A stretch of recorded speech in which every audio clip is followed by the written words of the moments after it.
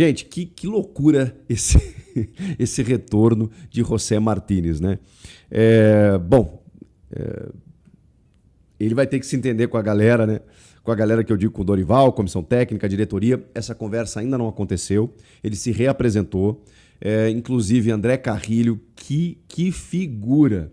Ele tinha brincado, né? Que ele tinha lá R$ 400 ia pagar R$ 400 porque o Corinthians estava muito sem dinheiro e tal, para o resgate do José Martínez, né? Brincou depois do título da Supercopa, fazendo lives lá no avião. Cadê o Martínez e tal?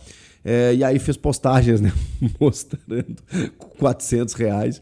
E depois, durante o dia, né? Eles encontraram lá o Martínez e os caras ficaram balançando o dinheiro lá.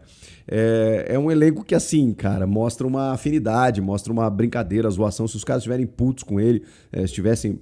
Não acho que estejam tranquilos, satisfeitos, né, com o que aconteceu. O próprio Martínez não deve estar confortável, mas é aquela intimidade, né, quando você já tem uma relação de muito tempo, né, que você perde o amigo, mas não perde a piada, né? Então foi muito legal ver essa sintonia, né? Agora, o Martínez vai ter que se entender com o escalão superior, né? Vai ter que se entender, a gente não sabe exatamente. Agora, obviamente, ele não está relacionado para o derby, né? Porque ele, enfim, começou do zero, né? Ele nem treinou desde que ele chegou, ele foi para a parte interna do CT, como se ele estivesse se reapresentando agora. Então, o Corinthians vai contar com o Martínez muito lá na frente. Ele resolveu o seu passaporte, lá está tudo certo. Já está integrado, quer dizer, né? A gente vai entender como isso vai acontecer nos próximos dias, beleza? A volta do José Martínez foi um acontecimento. Tem reforço encaminhado, que é o do Zaccaria Labiad. O Osmar Stabile conversou com o Marco Belo, do Portal Meu Timão, e confirmou, inclusive depois da decisão da Supercopa Feminina, né, que o Corinthians perdeu nos pênaltis para o Palmeiras, o Stabile deu entrevista e disse que está praticamente certo. A questão agora é ele definir o visto para trabalhar no Brasil, do marroquino meio-campista de 32 anos. A gente falou muito a respeito dele no último vídeo. Trabalhou com o Memphis, né, no PSV, mas jogou em outros clubes do futebol europeu e estava na China nessa última temporada, vem livre de custos, 32 anos, como eu disse, e chama a atenção porque o Zaccaria Labiad, que já jogou no Ajax, por exemplo, jogou em outros clubes, até na Premier League, ele vem por uma indicação do Memphis Depay, provavelmente num contrato até dezembro.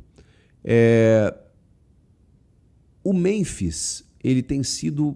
O fator Memphis, ele é sempre algo que a gente debate aqui, né? E o Memphis, ele tem sido um cara muito importante nos bastidores. Ele assumiu a postura de um líder e ele vem propagando isso em vários momentos. A gente viu bastidores recentes em que, por exemplo, contra o Capivariano, em que ele entrou nos minutos finais, porque ele também começou a temporada um pouco mais tarde, né, para se recuperar totalmente. E ele assumiu os microfones ali, né, a palavra, né, assumiu a palavra nos bastidores, chamando os moleques e motivando a galera, né, para um jogo que em tese não valia muita coisa. E ele entra nos minutos finais, dá assistência para o Kaique e tal. Ele tem sido um esteio para a molecada, ele tem sido um cara representativo, ele tem sido um cara importante nos títulos. Será que o Memphis não vai ficar, hein, rapaziada? Eu sei que o contrato dele é muito discutível e que, obviamente, a gente tem que discutir, o Corinthians vai ter que discutir com ele, né? Do tipo, cara, do jeito que tá, não dá. Mas você quer ficar, a gente quer ficar com você. Será que ele vai ter algum outro grande contrato a ponto de abrir mão disso para ir para um outro mercado? Ele vai jogar uma Copa do Mundo, né? Então depende também da performance da Holanda na Copa do Mundo para que ele atraia outros olhares, para ganhar mais dinheiro, sei lá. Mas, cara, sei lá, o fato dele indicar um jogador que atuou com ele, não sei se não indica aí que ele possa estar disposto, pelo menos, a permanecer no Corinthians. É algo para a gente ficar de olho aí. Vamos falar de outras questões. O Alan do Flamengo. A gente falou aqui nos últimos dias, né, que o Corinthians não ia negociar, que tipo assim, o Flamengo estava pedindo dinheiro, né, uma compensação no empréstimo, e ainda assim o salário do Alan é um pouco incompatível com o que o Corinthians define em termos de teto salarial, dentro de uma nova política. A questão toda hoje reside no salário.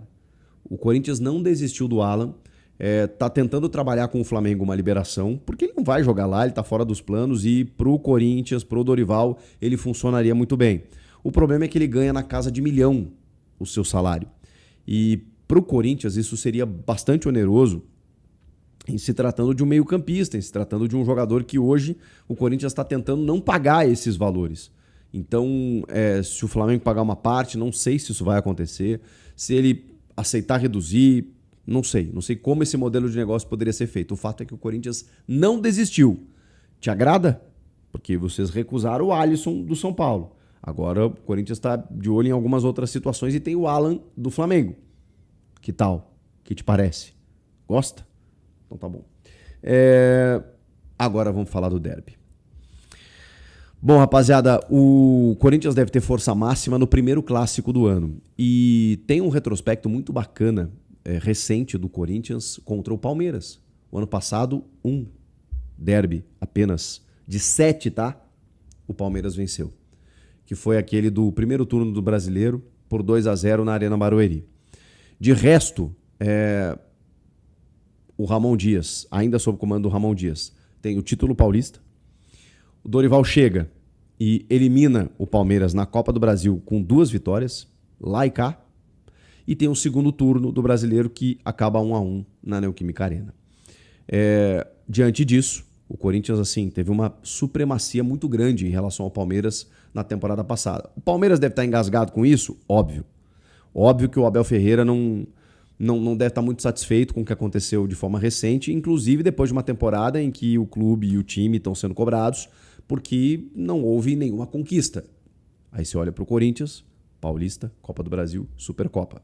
Então a pressão, ela tá do lado verde. Não que o Corinthians, se perder o jogo em casa, não vá ser pressionado. Mas vejam só a diferença. O Palmeiras não ganhou nada no passado, no ano em que mais investiu em contratações. Seguiu investindo em 2026, contratou John Arias, que ainda não chegou, mas ao preço de 25 milhões de euros. E aí vocês imaginem, depois de tudo isso, perder para o Corinthians no clássico na Neoquímica Arena, vocês acham que a torcida vai ficar feliz? Então a pressão, ela segue existindo. Mas o Corinthians, evidentemente, né, joga em casa, vai defender esse retrospecto recente positivo e não vai aliviar também. O time deve estar escalado com força máxima, tá? Hugo Souza, Mateuzinho e Matheus Bidu, os laterais mais subestimados do Brasil, Gabriel Paulista e Gustavo Henrique, a dupla de zaga da Supercopa. Meio de campo com Ranieri, Carrilho, André e Breno Bidon. Que meio campo, hein? Ranieri, Carrilho, André e Breno Bidon. Yuri Alberto e Memphis Depay.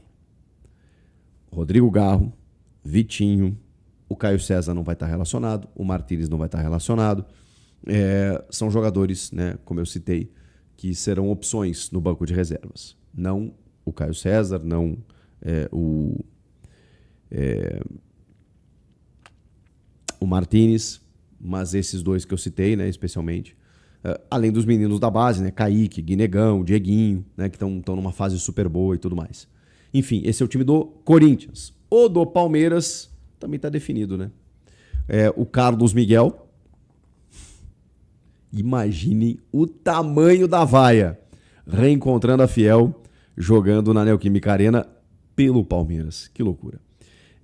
O Kelvin na direita, o Piquerez na esquerda, a dupla de zaga Murilo e Gustavo Gomes. Meio de campo com Marlon Freitas, Andreas Pereira e Maurício, com o Alan, Flaco e Vitor Roque. É um bom time de futebol. E como eu falei do retrospecto positivo do Corinthians, o Palmeiras quer romper esse retrospecto negativo. E é o time que mais venceu o Corinthians dentro dos seus domínios. São 23 jogos em Itaquera, com 6 vitórias do Palmeiras, 9 vitórias do Corinthians e 8 empates. Um jogo sempre muito equilibrado, a gente está falando de derby, a gente está falando de clássico. Então, e vale também tabela, tá? Porque o Corinthians está atrás um pontinho do Palmeiras. E terminar à frente na fase classificatória faz com que você decida seus jogos em casa ali na frente. Então, vale também, a gente pode pensar, fase de grupos, Paulistão, não vale muita coisa, vale só o derby, que é um campeonato à parte. Vale também pontuação no Paulista para poder ter uma condição superior ali na frente, além de toda a rivalidade, de todo o campeonato à parte, que é realmente um Corinthians e Palmeiras. Que jogo, meus amigos! Olha, vai ser um jogaço. Vocês têm alguma previsão, algum palpite? Eu vou dizer um negócio. Vou dar meu palpite aqui para vocês. Eu acho que o Corinthians vence por 1-0. 1-0, jogo truncado, jogo difícil, jogo tenso. E vocês? Comentem aqui. Vou ler os comentários de vocês. Quero ouvi-los. Inscreva-se no canal, tá? Eu volto na próxima.